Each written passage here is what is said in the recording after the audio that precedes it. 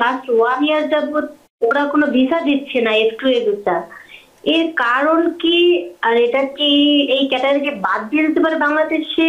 বাংলাদেশের ক্ষেত্রেও কিন্তু সিমিলার প্রায়োরিটি ডেট তারা কিন্তু শো করছে। 19 সাল 20 সালের আবেদন যারা প্রায়োরিটি ডেট আছে ওইসব কেসও কিন্তু এখনো পেন্ডিং আছে। আমার আম্মু আমার ভাইয়ের জন্য অ্যাপ্লাই করছে 2019 সালে F2A ভিসা, F2 ক্যাটাগরি।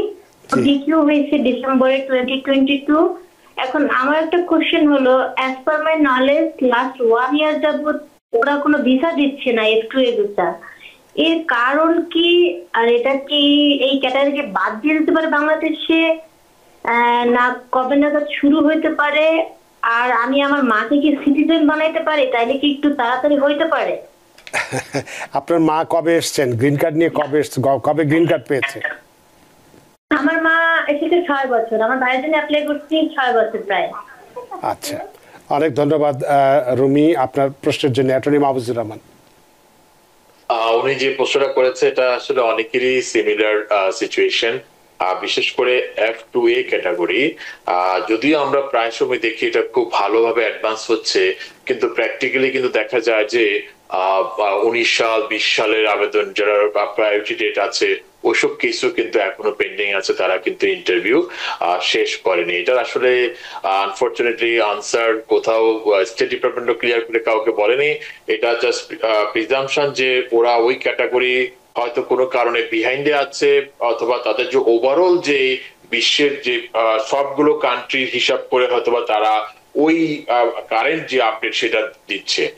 আর ওটা ওনার যে ধারণা যে বাংলাদেশে ব্যান করে দিয়েছে কিনা সেটা সঠিক নয়। স্টিল বাংলাদেশের ক্ষেত্রেও কিন্তু সিমিলার প্রায়োরিটি ডেট তারা কিন্তু শো করছে যে বর্তমানে 2024 সালের তারা কিন্তু কাট অফ লাইন যেটা ফাইনাল অ্যাকশন ডেট, এবং যেটা বললাম যে ডকুমেন্ট কালেকশনের ডেট সেপ্টেম্বর 22, 2025।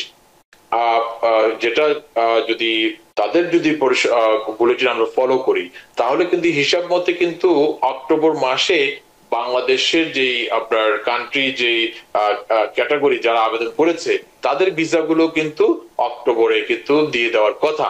বিশেষ করে যে আমাদের যে দর্শক শ্রোতা যে প্রশ্ন করেছে যে 2019 সালের প্রায়োরিটি ডেট ব্যাকলগে, এদেরটা তো আরো অনেক আগেই হয়ে কথা ছিল। তবে এটা কিন্তু এখান থেকে কিন্তু পরিচয়, এটা কিন্তু বলা যেতে পারে যে স্টেট ডিপার্টমেন্টের একটা নেগলিজেন্স। তারা 19 সালের প্রায়োরিটি ডেট 22 সালে ডিকিউ নিয়ে বসে আছে, অথচ তারা কিন্তু বুলেটিন অ্যাডভান্স করেছে। এটা বাংলাদেশের ক্ষেত্রে প্রযোজ্য 2024 সালের যে ফাইনাল অ্যাকশন ডেট।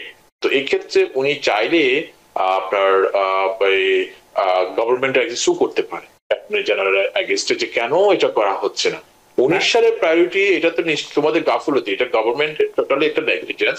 সেক্ষেত্রে ম্যান্ডামাস অপশন আছে, ম্যান্ডামাস অপশনে কিন্তু অনেক ক্ষেত্রে কিন্তু ফলপ্রসূ হয়। তখন কিন্তু গভর্নমেন্ট কিন্তু নিজে একটা আপনার বিব্রতকর অবস্থা পড়ে যায় যে আমরা যখন এটা গভর্নমেন্টকে ডিস্ট্রিক্ট কোর্টের সামনে যখন তুলে ধরবো যে দেখো এই যে দিস ইজ দ্য সিনারিও, 19 সালের কেস কেন তোমরা দিচ্ছ না, ওয়াই, হোয়াটস দ্য রিজন? তোমাদের বুলেটিনে শো করছে 24 সাল, এটা তোমাদের পরিসংখ্যান নিয়ে কন্ট্রাডিক্ট করছে তোমাদের কার্যক্রম। তো সেক্ষেত্রে উনি যদি ম্যান্ডামাস স্টেপ নেয় হয়তোবা ওনার এই ভাইদের কেসে হয়তোবা ইন্টারভিউ আসা আলো দেখতে পাবে। এক্ষেত্রে একটি প্রশ্ন করলে আরেকটি বোধহয় প্রশ্ন করেছে ওনার মায়ের সিটিজেনশিপের বিষয়ে, যে দিতে পারবে কিনা। এখন যেহেতু 6 বছর হয়ে গেছে নিশ্চয়ই পারবে, যদি যে ক্রাইটেরিয়াগুলো আছে।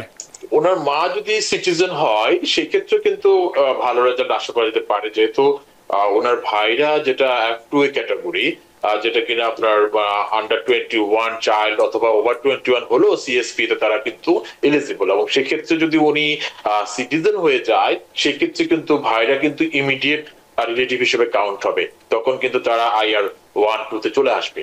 সেক্ষেত্রে কিন্তু ন্যাশনাল ভিসা সেন্টার কিন্তু তখন তারা উইদিন 6 মান্থের মধ্যে কিন্তু ইন্টারভিউ চলে আসার সম্ভাবনা থাকবে।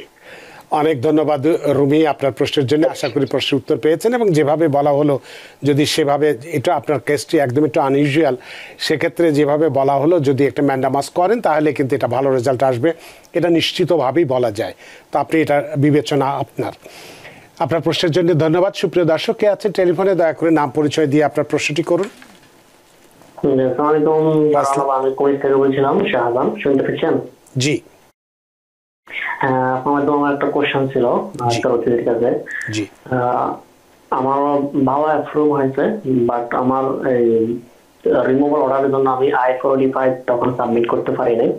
বাট পরবর্তীতে যখন অর্ডার ডিসমিস এবং টার্মিনেট হয়েছে বিআই থেকে, আমি I-485 সাবমিট করছি অলমোস্ট 15 মান্থ কুইন্স ফিল্ড অফিসে। তো আমার কোশ্চেন হচ্ছে এই ক্যাটাগরিতে এখন আপনার কত সময় নিচ্ছে, বাট আমি কখন এক্সপেক্ট করতে পারি? প্লাস আমার অ্যাডভান্স ফেরল আছে, তো আমার একটু দাঁতের ট্রিটমেন্ট এবং আমার প্যারেন্টসকে দেখা প্রয়োজন। তো তাহলে আমি কি অ্যাডভান্স ফেরলে শর্ট টাইমের জন্য দেশে যাওয়া কি সম্ভব হবে, বা রিসেন্টলি কেউ যাচ্ছে বা পরিস্থিতি কেমন, আমাকে কাইন্ডলি যদি একটু পরামর্শ দিতে পারেন প্লিজ। অনেক ধন্যবাদ শাহনাজ আপনার প্রশ্নের জন্য। অ্যাটর্নি মাহফুজুর রহমান। ওনাকে কংগ্রেচুলেশন জানাতে চাই যে উনি বাহওয়া কেসে অ্যাপ্রুভ হয়েছে, এবং উনি আরেকটা যেটা ইনফরমেশন দিল যে ওনার রিমুভাল কেসটিও টার্মিনেট হয়ে গেছে। That means owner green card প্রাপ্তির ক্ষেত্রে আর তেমন কোনো বাধা নেই। 15 মাস পেরিয়ে গিয়েছে, এটা গ্রিন কার্ড একটা অ্যাপ্লিকেশন অ্যাডজুডিকেট করতে এখন 17 মাস 17.5 মাস লেগে যায়। অথবা এই সময়টা যদি পার হয়ে যায়, উনিও কিন্তু ইচ্ছা করলে ম্যান্ডামাসের অপশন চিন্তা করতে পারে। সেক্ষেত্রে কিন্তু গভর্নমেন্টকে নোটিফাই করলে কিন্তু তারা কিন্তু সাথে সাথে কিন্তু তার কেসটি কিন্তু অ্যাডজুডিকেট করে দেওয়ার সম্ভাবনা থাকবে। আর যেটা উনি অবশ্যই উনি অ্যাডভান্স প্যারোলের জন্য আবেদন করতে পারে, যেহেতু ওনার রিমুভাল কেসটি টার্মিনেট হয়ে গেছে। উনি যদি এই আপনার অ্যাডভান্স প্যারোলটি যদি পাওয়ার পেয়ে যায়, তাহলে ওনার দেশের বাইরে যেতে এবং আসতে কোনো সমস্যার কথা নয়। নিউ ইয়র্ক থেকে সম্প্রচারিত TVN 24 টেলিভিশন, বিশ্বজুড়ে বাঙালির কণ্ঠস্বর।